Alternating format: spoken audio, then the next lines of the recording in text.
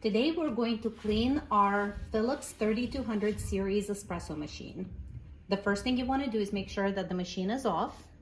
You're going to need to use the tube of grease that came with the machine, as well as the roll of paper towels. We're going to remove the tray, and we're going to remove the water.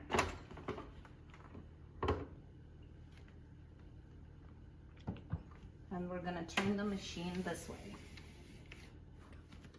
We're gonna open the door, and this is the piece we want to get out. So we're gonna push this little lever out, and it should come right out.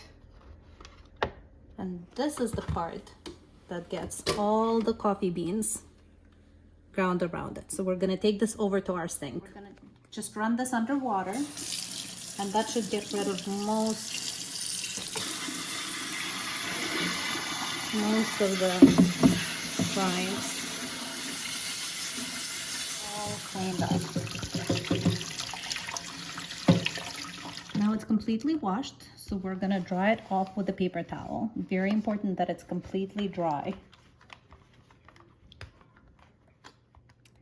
Now that it's dry, we're going to apply grease to 3 places.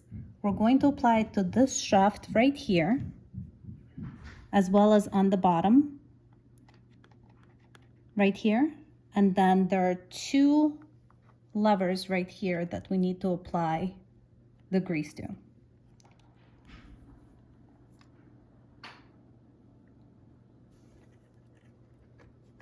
And then we're just gonna open it up, and you could see these rails right here, so let's apply grease to them. And now we're ready to put it back in, and it should just slide right back in. There we go. And you should close the door with no problem. All right, and now pop the tray back in, and pop the water back in. And let's turn it on.